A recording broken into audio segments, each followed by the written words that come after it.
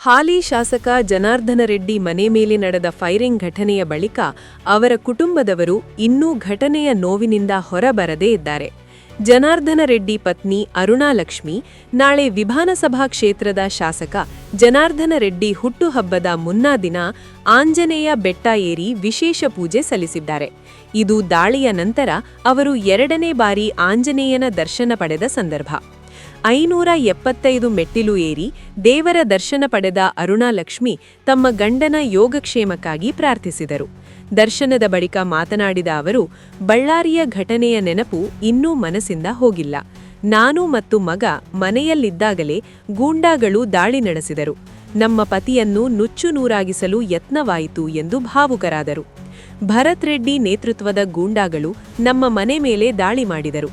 ಡಿಕೆಶಿ ಅವರು ಭರತ್ ರೆಡ್ಡಿಯ ಪರ ನಿಂತಿದ್ದು ನೋವುಂಟು ಮಾಡಿದೆ ಎಂದು ಅರುಣಾಲಕ್ಷ್ಮಿ ಆರೋಪಿಸಿದರು. ಅವರು ಮುಂದುವರೆದು, ನನ್ನ ಪತಿಗೆ ಅಥವಾ ಜನತೆಗೆ ಏನೂ ಆಗಬಾರದು ಅನ್ನುವ ಮನಸ್ಸಿನಿಂದ ಆಂಜನೇಯ ದರ್ಶನಕ್ಕೆ ಬಂದಿದ್ದೇನೆ ಎಂದರು. ರೆಡ್ಡಿ ಬ್ರದರ್ಸ್ ನಡುವಿನ ಬಾಂಧವ್ಯದ ಪ್ರಶ್ನೆಗೆ ಸ್ಪಷ್ಟನೆ ನೀಡಿದ ಅವರು, ನಾವು ಮೊದಲಿನಿಂದಲೂ ಒಂದಾಗಿದ್ದೇವೆ, ಮುಂದೆಯೂ ಒಂದಾಗಿರ್ತೀವಿ ಎಂದು ಹೇಳಿದ್ದಾರೆ.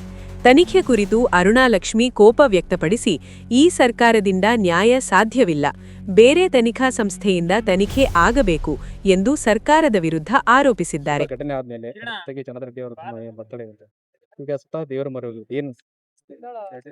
ತುಂಬಾ ಸಂತೋಷ ಅನಿಸ್ತಾ ಇದೆ ಅಮ್ಮ. ಜನಾರ್ದನ್ ರೆಡ್ಡಿ ಅವ್ರಿಗೆ ಮೊನ್ನೆ ಮನೆಯಲ್ಲಿ ಈ ಘಟನೆ ನಡೆದಾಗ ನಾನು ಈ ಒಂದು ಕ್ಷೇತ್ರಕ್ಕೆ ಬಂದು ದರ್ಶನ ಮಾಡಿಕೊಂಡು ಹೋಗಿದ್ದೀನಿ.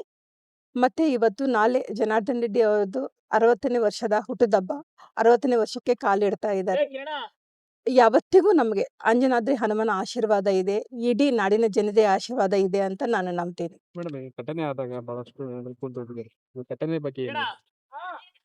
ಈ ಘಟನೆ ನಡೆದಿದ್ದು ಒಂದು ದುರ್ಘಟನೆ ಅಂತಾನೆ ನಾನು ಹೇಳ್ತೀನಿ. ಯಾಕಂದ್ರೆ ಇದು ಎಲ್ಲ ಪೂರ್ವ ತಯಾರಿ ಮಾಡಿಕೊಂಡೇ ಅವರು ಬಂದಿದ್ದಾರೆ.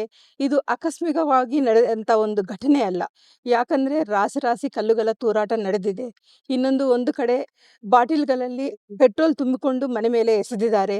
ಒಂದು ಪ್ರೈವೇಟ್ ಸೆಕ್ಯೂರಿಟಿಗಳು ಒಂದು 8ರಿಂದ 10 ಏನಾದರೂ ಇರಬಹುದೋ ಏನೋ, ಜಾಸ್ತಿ ಜನನೇ ಕಾಣಿಸ್ತಾ ಇದ್ದಾರೆ. ಇಷ್ಟೆಲ್ಲ ಮಾಡಿಕೊಂಡು ಬಂದಿದ್ದಾರೆ ಅಂದ್ರೆ ಇದೊಂದು ದುಸ್ಸಾಹಸ, ಇದೊಂದು ನಡೆಯಬಾರದಾಗಿದ್ದ ಒಂದು ದುರ್ಘಟನೆ ಅಂತಾನೆ ನಾನು ಹೇಳ್ತೀನಿ. ಘಟನೆ ಬಗ್ಗೆ ಜಿಲ್ಲಾ ಜನತೆಗೆ ಏನು ಹೇಳೋದು? ಎಲ್ಲ ಜಿಲ್ಲಾ ಜನತೆಗೆ ಇವತ್ತು ಏನು ಘಟನೆ ನಡೆದಿದೆನೋ ದಯವಿಟ್ಟು ತಾವೆಲ್ಲರೂ ತಾಳ್ಮೆಯಿಂದ ಇರ್ರಿ. ಈ ಒಂದು ಘಟನೆ ನಡೆಯಬಾರದಾಗಿತ್ತು. ಆದ್ರೂ ತಾವೆಲ್ಲರೂ ತಮ್ಮೆಲ್ಲರ ಆಶೀರ್ವಾದದಿಂದ ಜನಾರ್ದನ್ ರೆಡ್ಡಿ ಅವರಿಗೆ ಆ ಹನುಮ ಕಾಪಾಡಿದ್ದಾರೆ. ತಮ್ಮೆಲ್ಲ ಆಶೀರ್ವಾದ ನಾಳೆ ಜನಾರ್ದನ್ ರೆಡ್ಡಿ ಅವರ ಹುಟ್ಟುಹಬ್ಬ ಇದೆ, ಹಾಗೆ ಇರ್ಲಿ ಅಂತ ನಾನು ಬಯಸ್ತೇನೆ. ಘಟನೆ ಆದ ಸಂದರ್ಭದಲ್ಲಿ ಬಹಳ ಆಘಾತ ಆಗಿತ್ತು. ಆ ಸಂದರ್ಭದಲ್ಲಿ ನಿಮ್ಮ ಮನೇಲಿ ಇದ್ರಿ, ಅವಾಗ ಏನು ಅನಿಸ್ತು?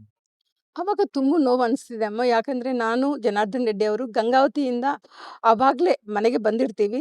ಜನಾರ್ದನ್ ರೆಡ್ಡಿ ಅವರು ಹೊರಗಡೆ ಹೋಗ್ತಾರೆ, ನಾನು ಮಗ ಇಬ್ಬರೇ ಇರ್ತೀವಿ ಮನೆಯಲ್ಲಿ.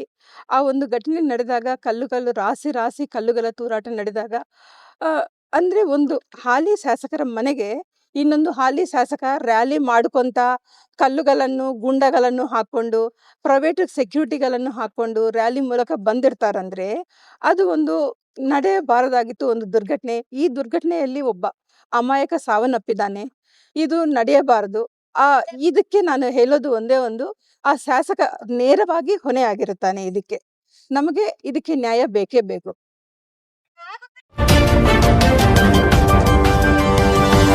Audio Jungle.